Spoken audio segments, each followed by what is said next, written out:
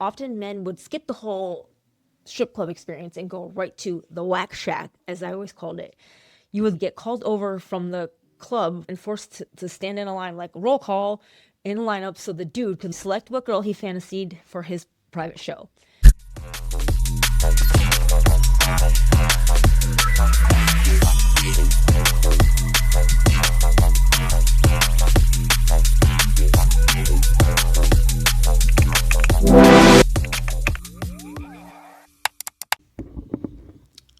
Before I start this episode, I want to say this.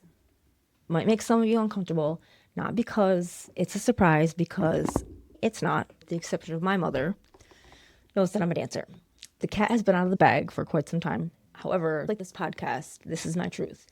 Please do not mistake this for a confession. Also realize that this is in no way a flex, and it's not any kind of warning. Take it for what it's worth, nothing more, nothing less. If you're listening to this expecting some glamour or anything luxurious, you're in the wrong place. This is part of my survival. Before I get into any of that, I also want to say that I did move to New York City when I was 20. I got in some trouble down there, got arrested, was forced to come home, unfortunately, and that meant moving back in with my mother, which was not an ideal situation, ever. So I will get into that, what happened that got me arrested in another episode, just not this one. But that's where my story here starts. Moving home was uncomfortable. It was downright painful. It was just a tad better than it would be had I slept in my car. But it was also temporary, really temporary. My whole life was kind of upside down, and the added anxiety and stress just became overwhelming so super quickly. Something had to change and quick. Feeling defeated, I was weighing every option from every angle in my head all the time, over and over. And then it hit me. Strippers make a lot of money, cash money. And after what happened in New York City, stripping should be a walk in the park. So the decision to go to the strip club seems like a simple one, right? Not quite. But alas, off to the titty bar I go. Let me make one thing clear. Nobody suggested dancing. Nobody convinced me. I was embarrassed by what had happened in New York City that I didn't tell anyone I was home. I made up some dumb excuse as to why I moved home. So deciding to hit the pole was my choice. It was survival mode. I walked into the only club I knew in my area. I had actually ended up there one night after a long night of drinking with people I had worked with at the time. It was an interesting night while the dancers and manager were egging me to get my ass on stage and, quote, audition for a job. I didn't have the balls to do such a thing at the time, nor was I ever interested in working at a strip club. It was a small confidence boost. Here we are months and months later, and in my head, I am so ready to go. Unfortunately, the club that I chose was the wrong club for a girl like me, or for any baby dancer and everything in between. The attention was great for a short time, but the girls there drove me out as quick as I came in. They would create small inconveniences for me, such as stealing one of my sneakers or the bra I wore into work, which most likely did not fit any of their chests. Just small and subtle shit, all while pretending to know absolutely nothing. The final straw was one night I was accused of bad-mouthing the bartender, who, might I add, that she was the manager's favorite by a landslide, to a customer. I never badmouth anyone, especially her. She's the manager's favorite. I'm still very new here, like throwing a cat into a pack of wolves. You get what I'm saying. And 3, the girl was absolutely beautiful with a body to die for, so what really was there to badmouth? I still to this day have no idea. However, I was summoned to the office, which in this case meant the food kitchen, only to walk in unknowingly on what transpired, because I didn't badmouth anybody. I walked into a kitchen full of bouncers, my manager, and the bartender. Before 3 words could exit my manager's mouth, she started swinging at me. Not knowing what the fuck was happening, I jumped in the bartender, pulling my hair, trying to get a punch in. Bouncers allowed it. Everything. Eventually, they pulled us apart and literally threw me in my bag out the back door. I was like, did that just happen? I'll say for my 200-pound manager, who was a female, and another girl, I was very confused. I walked away with nothing, but my head hurt from the hair pulling. This was not a club for beginners, or some girls in general. I left there, but throughout the years, management changed, and I found myself working there on and off. The whole direction of the club shifted from the type of quality of girls, the management, down to the clientele. At points, I probably would have considered that shithole my home club. I danced the small circuit of strip clubs around here. Just a revolving door of girls, usually the same ones in and out of the few clubs in my hometown. I quit dancing for a bit. That was when I moved to Florida twice for Jimmy, when he promised me the world but shit all over my heart. When I came back and we split for good, my first stop that night was the strip club. I've met some amazing dancers on my journey. I met and befriended a few not so amazing ones too. One girl, I helped her raise money to fight her breast cancer. I had a big internet following at the time, so I had my followers donate money because I thought she was a good friend of mine, only to find out she deep down had this hatred and utter jealousy and was preying on my demise. I had zero idea. Another girl I really got close with, her and I spent so much time together inside and outside of the club. We were like one soul in two bodies, I used to say. Her and I traveled together looking for other clubs to dance at. We got denied a lot, mainly because she was heavily tattooed at the time. I had one tattoo. So we did get denied a lot. I ended up borrowing my dad's like handy cam thing. Like back in the day, they had these handy cam, like the little cam quarter, and I started recording us. And we coined ourselves the Straggling Stripper Show. She was Patricia and I was Roseanne. As much as we got turned down, we always had so much fun wherever we went. I remember this one time driving home from Manhattan at like 6 a.m. It's bright as shit outside. I cannot remember what our reasoning was, but we decided we would drive home topless. We were tooting every semi that drove by. We almost caused an accident or 5. Those were some good times. Her and I had a falling out a few years into the friendship. I invited her to go to the Winter Music Conference with me in Florida. This was in 2008. It was me and my boyfriend going at the time. I invited her to go with us. He could not stand her. He just didn't like her. Our very first night there, her and I decided to go out. I had friends from this area going down there as well. My boyfriend wanted to stay back and catch a nap, and he didn't want to go out with us. So it was her and I, and we were meeting up with my friends that were down there. I recommended that she left all her cash in the hotel room. She didn't trust my boyfriend, who at the time, unfortunately, was a law enforcement officer. Wah, wah, wah. Anyway, if she didn't trust him, there was a safe there that she could put her own coat on and just leave her money in the safe. I did not think it was a good idea to bring her cash with her. She decided not to listen to me and took everything with her and put it in her boot. We got drunk. We ended up walking so super far, and our feet started to hurt, so both of us took off our shoes. It wasn't for a good 20-ish minutes after taking off the shoes, she finally realized that she had zipped the money she brought with her. She zipped it in the leg of her knee-high boot. So when she took off her boots, the money went into the Miami Sunrise.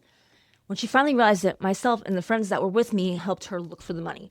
We backtracked, looked in bushes, asked anyone and everyone if anyone had seen anything. Her stress became my stress, and in turn became my friend's stress, who didn't even know her. It was like 5 a.m., and everyone was tired and wanted to go home. But no, they helped us search before calling it a night. She was frustrated, but there was nothing anyone could do. I had no money to spot her. That wasn't even the heart of the problem. How she treated my friends, who did nothing but offer to help her, and how she treated me, and then how she treated my boyfriend, who was sleeping back at the hotel room. When we got back to the hotel, she was unappreciative, and she started being disrespectful to me and to him. I had enough of her shit, and I told her, hey, look, you gotta go. It was 7 a.m. on our very first night of vacation. The hotel was repeatedly calling the room phone saying that neighbors were complaining and they were threatening to kick us out. She refused to stop, so she had to go. That was the last time I spoke with her. I don't know how she got home.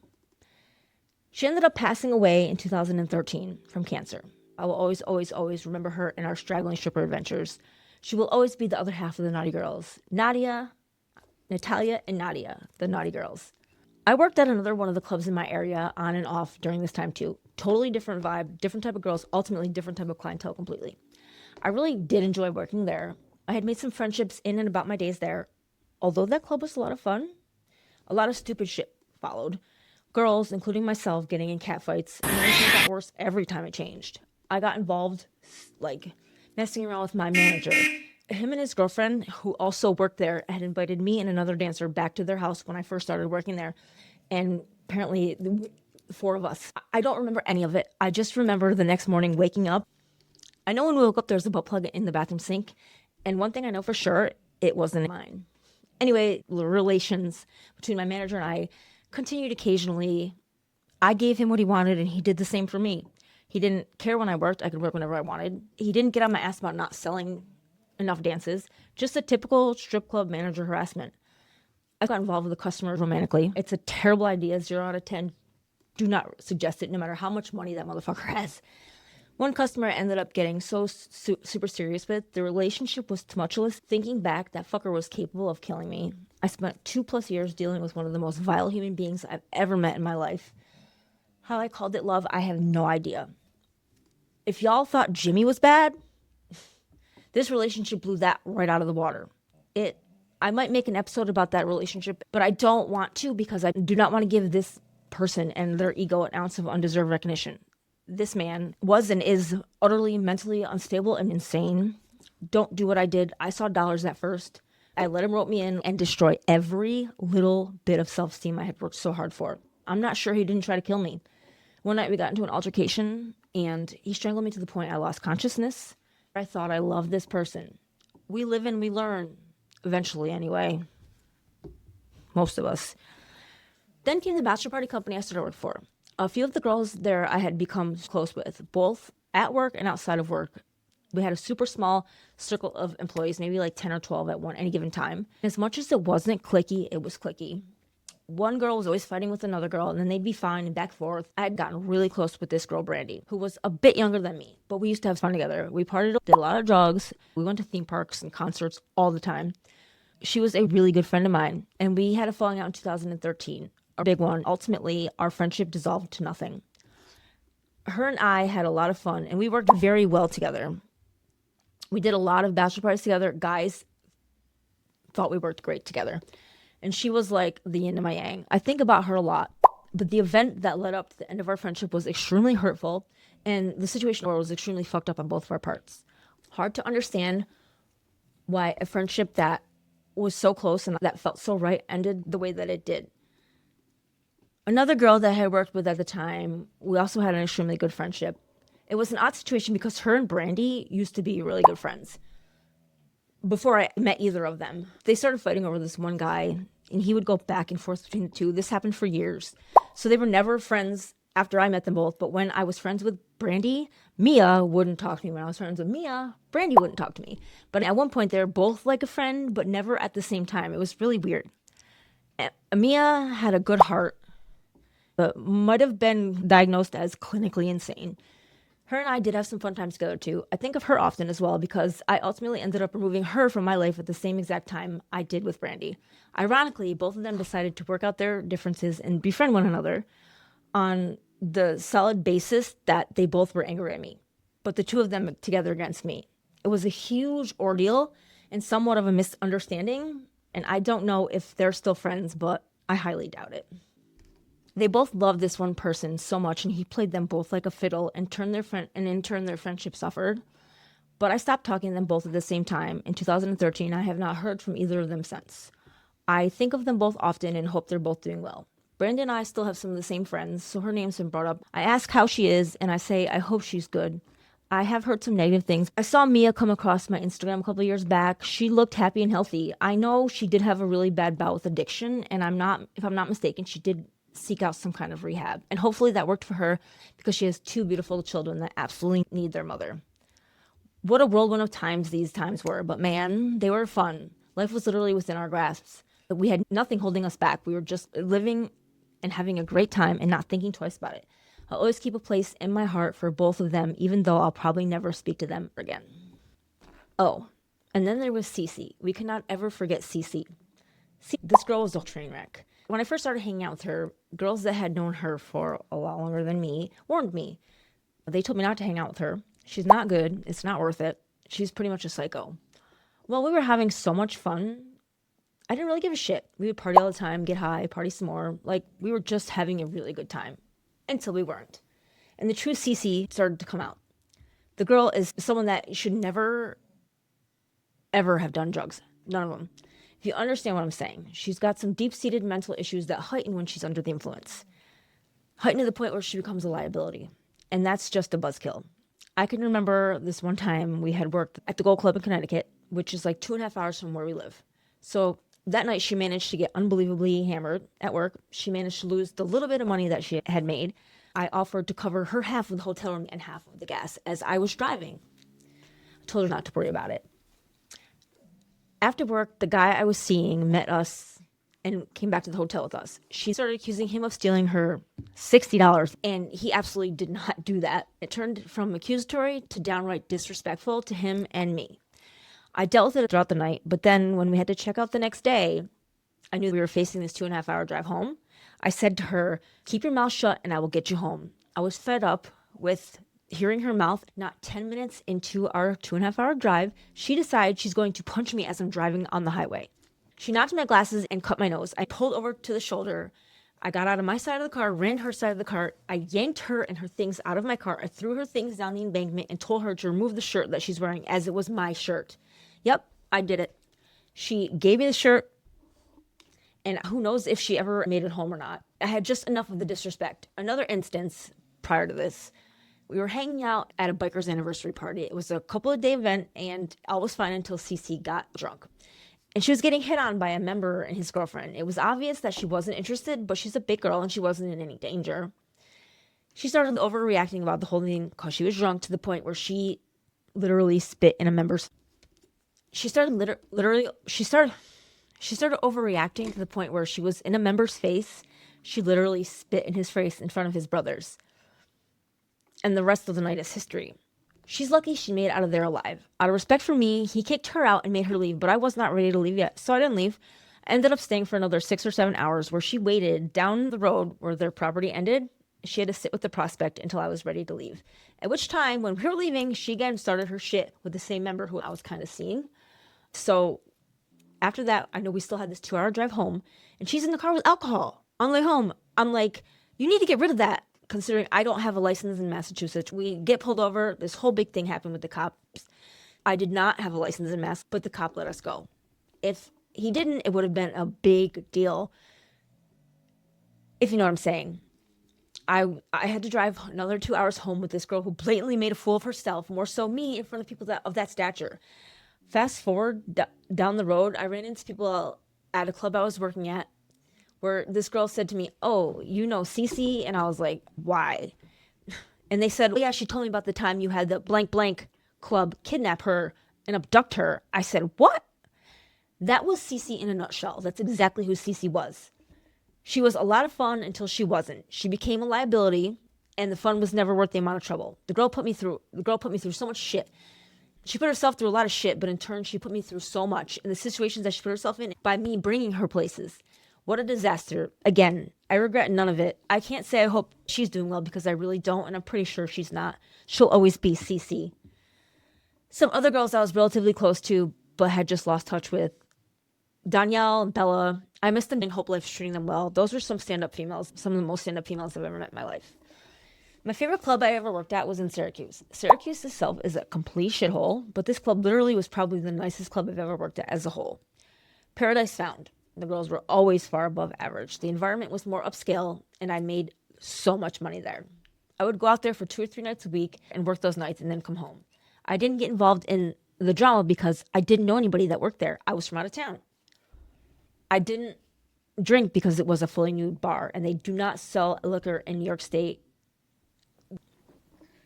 If you ask me now how I had worked under those conditions, I couldn't tell you, but I did. I really loved working there. The managers were decent. I went out there on a whim to feature for a couple nights and ended up liking it, and I ended up working there for a good 1.5 years or so. They ended up switching from fully nude to topless, and therefore they were able to sell liquor. That changed the whole dynamic of the club. Girls made less and the bar made more. I found it not worth it to go out there and work anymore. It was a sad day because I did enjoy it there. And it was not at all a representation of Syracuse. From the urban club I started at, where you had to go outside into another building for the dressing room, 10-degree weather, the place as a whole was a mess. They had the topless club. They had the topless club with way overpriced drinks, the 2-drink minimum on top of a cover charge. Directly next door, the same building where our dressing room was, had a bunch of private rooms with mirrors, couches, and music. You could sell these rooms to a customer where they could literally pull out their junk and stroke it until it explodes, if you know what I'm saying. The dancer is allowed to dance, get fully nude, but when the clothes come off, there's absolutely no contact to be made. I hated those rooms, and nothing extra ever went on, for me anyway. I would avoid selling them like the plague. Often men would skip the whole strip club experience and go right to the whack shack, as I always called it. You would get called over from the club and forced to stand in a line, like roll call, in a lineup so the dude could select what girl he fantasied for his private show. There was a camera everywhere in that place. It wasn't about keeping the girls safe. Girls would get fined for just about everything. Weirdest request I ever received was if I would urinate on a gentleman for $800. I swiftly declined. To this day, I am not sure what I was thinking because let me get that opportunity again, and I'm emptying my bladder all over that grizzly hairy face and slicked back hairdo of yours. Then there was a local watering hole dive bar with $2 tap beer, a dirt floor, 45 degrees for half of your shift Thursday night because the bar was only open Thursday, Friday, Saturday from 8 p.m. to 4 a.m. People used to refer to as the quote ace of chubs. I always had to defend that nickname. There were always good looking girls on schedule when I worked there. It had always had that local bar hangout, and it was the only bar anywhere close to that was even open. Anything close to New York's legal closing time of 4 a.m. That place was like family. Some fun times were had over the years at that place. The memories with Nadia, driving out to Massachusetts to dance at the Gras. We'd often just rent rooms upstairs from the club and stay for a few days to work. Mardi Gras always had 40 some girls on the schedule for every shift. That club operated a bit different than we do here in New York. You'd be on the stage for a half hour, then with 20 other girls, and then the other half hour you'd be expected to sell lap dances or VIP room dances. The private dances were in a room that was not so private, or you could sell them on the champagne room for 15 minutes, half hour, VIP, whatever. Up. It was a bit more upscale than the clubs around here, but it was a fucking hustle, that place. You either figured that part out or you didn't. Way back when, girls used to travel from all over the place just to work at the Gras. They had a peculiar type that they would hire, and it was never guaranteed that you would be hired. They closed about 2 years ago. It was a sad day. So many memories in that place. It was literally the end of an era. Gold Club in Connecticut worked there sometimes. One side was topless, the other side fully nude, and you were allowed to go between the two if you wanted to. Each club was a little different. They all shared one thing in common, though: the customers. We'd get them from all walks of life. I've seen it all. The ones you think he wouldn't be caught dead in a strip club, think again because I've probably already sold him a lap dance. What a whirlwind of dancing my dancing career turned out to be. Unfortunately, not everything was all fun and games. Aside from the drama, I've seen a lot of addiction both near and far. I don't want to get too far into that on this episode, so I'm going to cut it there. But I will continue next week because there's a whole lot more to dive into in my life as an exotic dancer. See ya!